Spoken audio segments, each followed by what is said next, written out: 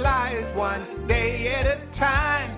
Kimmy Kim and Elations Radio. They're here to get your day going fine. Kimmy Kim and Elations Radio. Kimmy Kim and Elations Radio. Kimmy Kim and Elations Radio. And here's your host, Miss Kim Robinson.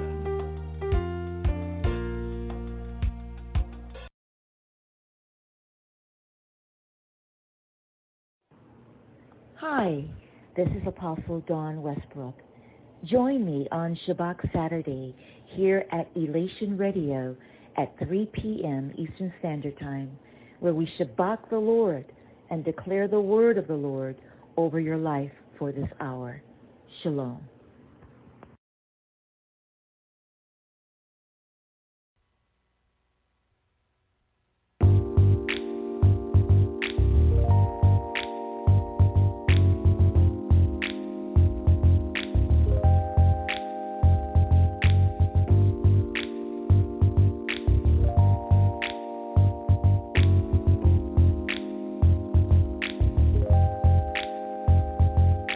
I was the girl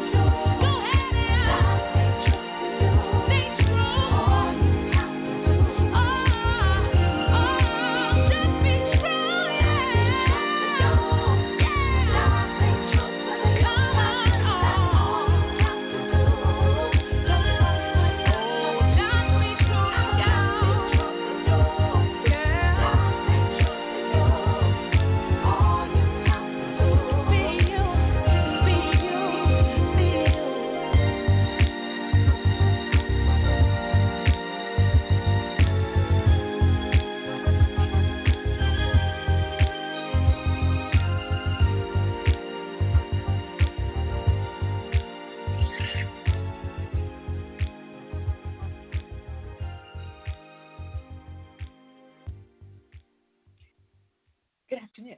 Hello and welcome to the Forum with Jacquelyn Anthony. The Forum is a space for thought and expression of ideas. I will share my reflections on a variety of topics: relationships, faith and spirituality, money and finance, education, and professional purpose.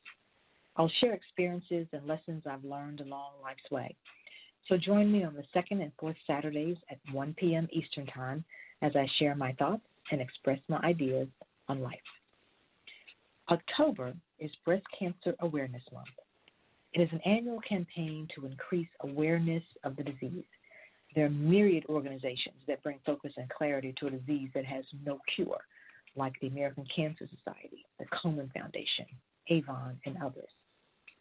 According to the CDC, each year in the U.S., more than 250,000 women get breast cancer, and 42,000 women will die. Most breast cancers are found in women who are 50 years old and older, but breast cancer also affects younger women as well. And get this, men also get breast cancer, but it is not very common. About 1 out of every 100 breast cancers diagnosed in the U.S. is found in a man. So, what is breast cancer? Breast cancer is a malignant tumor that starts in the cells of the breast. It is the uncontrolled growth of abnormal cells.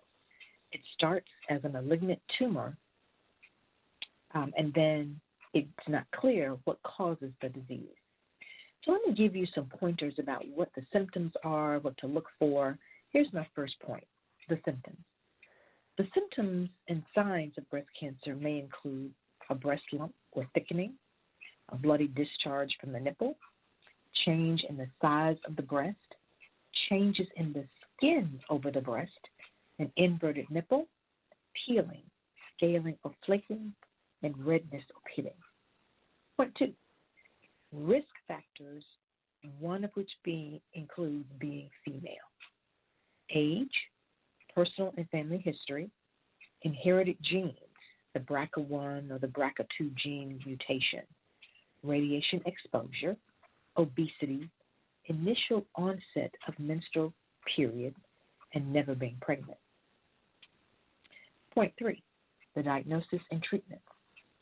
So we all know that breast exam is probably the number one. Mammogram, where you go in for a mammogram with a doctor and they do an x-ray of the breast, an ultrasound, a biopsy, an MRI, surgery.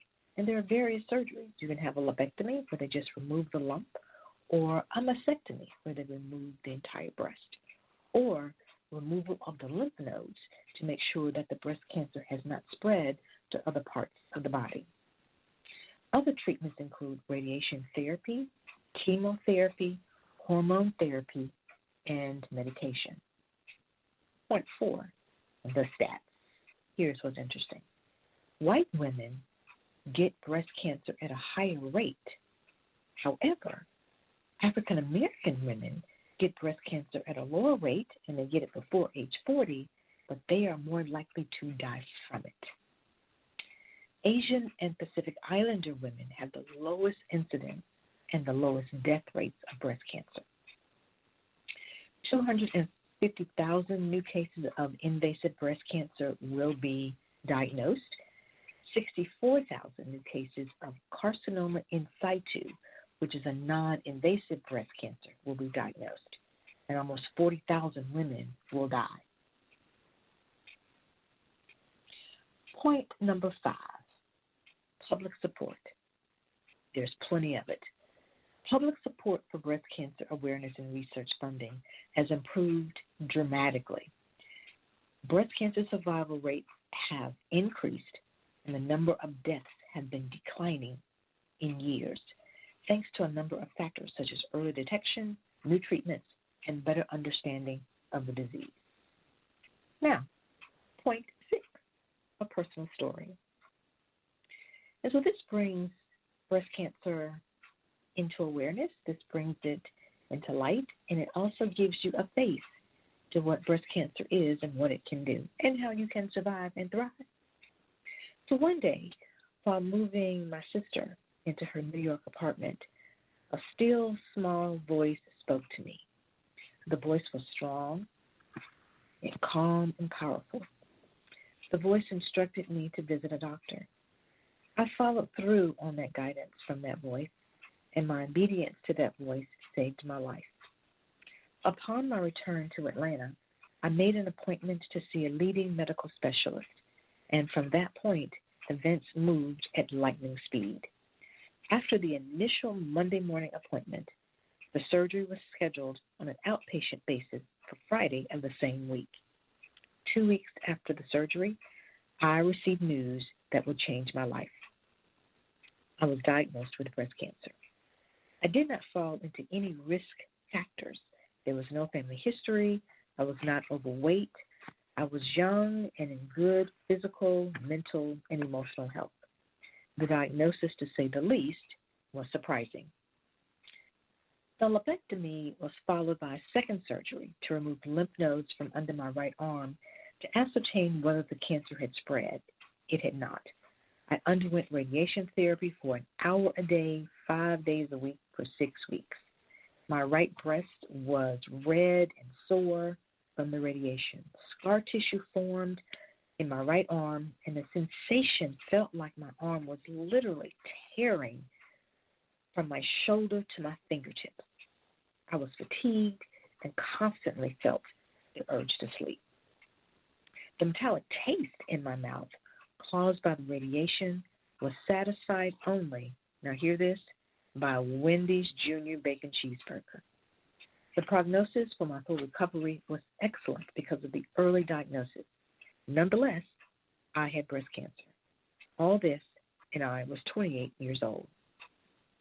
I had not experienced a major illness before the breast cancer diagnosis. I was scared. I was anxious. I was alone, but not lonely. My faith and family were sources of strength.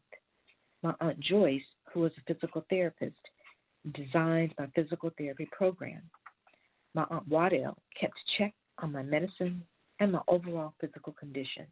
My mother did what all loving mothers do who are caring for sick children. My faith sustained me. I initially questioned God, asking, why me? Then I realized, why not me? What made me so special that I would be exempt from this kind of adversity? Then I concluded that it was not the adversity, but how I chose to handle the adversity that would be crucial to my recovery. I chose not to give in to the disease. I chose life. I chose to live and move forward with purpose and persistence.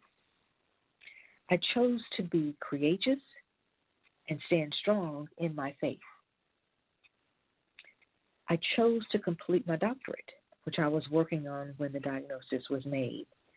I chose to help others by giving my time to the American Cancer Society and to the Grady Breast Health Initiative. I chose to share my story in private, intimate settings. The diagnosis taught me some valuable lessons. I learned that my womanhood lies not in my breast or physical appearance, but in my mind, my heart, and my soul. What I thought was important no longer had much meaning, like rushing to meetings that did not start on time or committing to activities that did not satisfy my need to give. My speed and urgency to accomplish the non-urgent and unimportant ceased. I also learned that what mattered were family and friendships, along with my health, my peace of mind, and, most important, my relationship with God. The voice I heard that day in New York is the same voice that I hear today, guiding me in every step of my life. The voice saved my life that day, and it still saves my life today. My second journey began in July in 2006, when a routine mammogram revealed abnormal results. Microcalcifications were detected in my right breast. I underwent a biopsy in October 2016 to rule out breast cancer. The results were positive. I got second and third opinions, yet each time the prognosis and diagnosis were the same.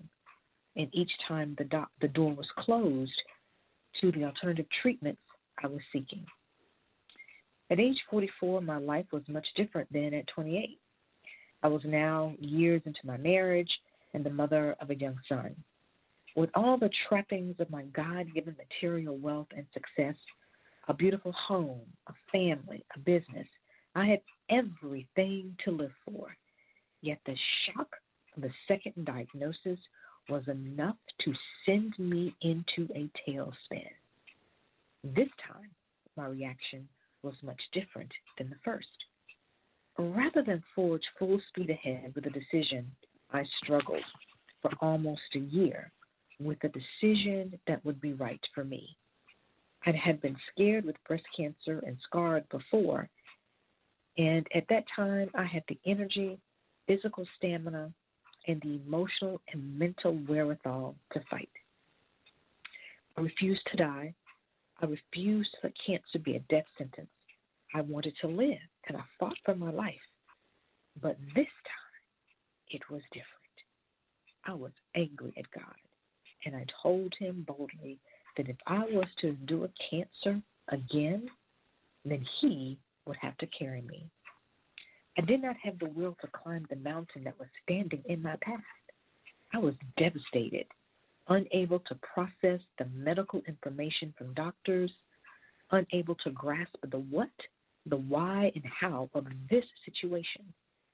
I cried for days on end, seeking comfort and solace, neither of which ever came. I had no answers, just questions that haunted me. Why me? Why breast cancer again? What is the purpose of this? What was God trying to tell me? What was he trying to teach me?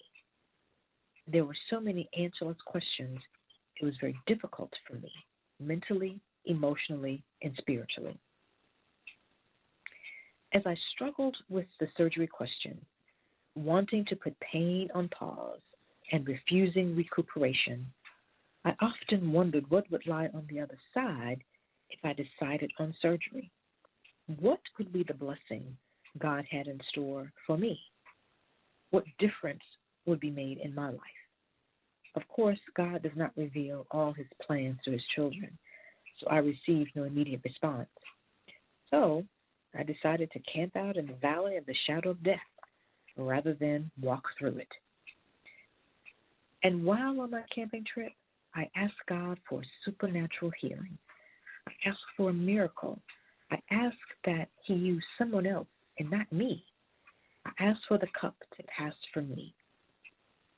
And he said, drink from the cup. And what a bitter cup it was. On June 18th, 2007, I underwent breast cancer surgery. I had a mastectomy. And losing a breast was not part of my life plan. All the while I was recuperating from surgery, lamenting my lot and having my own pity party, the mother of two of my son's classmates underwent breast cancer surgery. One was younger than me, a wife, a mother of 7 children. She died. Her diagnosis was until death. Mine was not. Therein lie the answer to my questions. Simply put, God was not through with me yet. He had a plan and a purpose for me. The breast cancer was bigger than me, and somehow God was going to get the glory.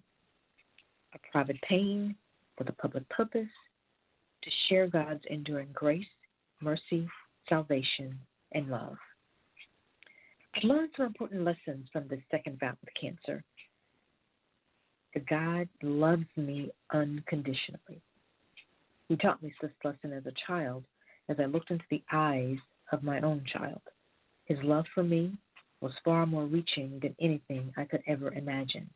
And so it was with the love I have for my own son. So innocent, so pure, so unconditional. Joshua is my joy. I am honored that God chose me to be his mother. I also learned that my former husband was God's stand-in for me here on earth. Since God is seated in heavenly places, he betrothed a man who was able and willing to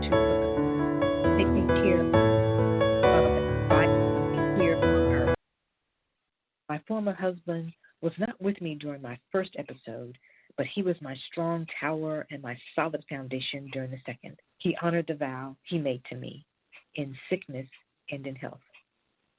And lastly, I learned that whatever one's mental and moral strength may be, physical weakness prevents the accomplishment of much that otherwise might be done.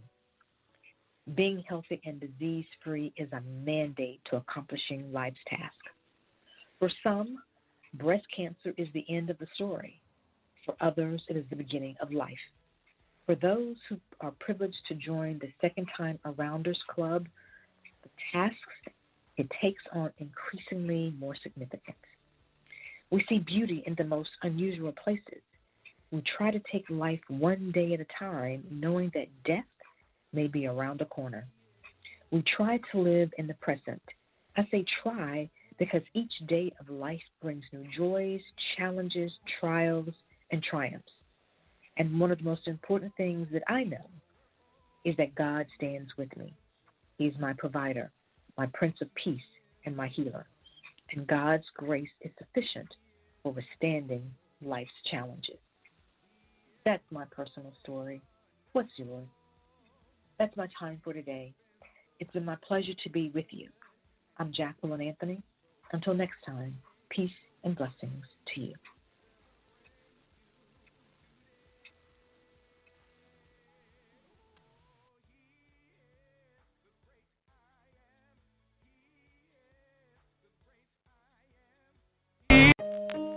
It's not worth wasting time on things you can't change. Love, love, love.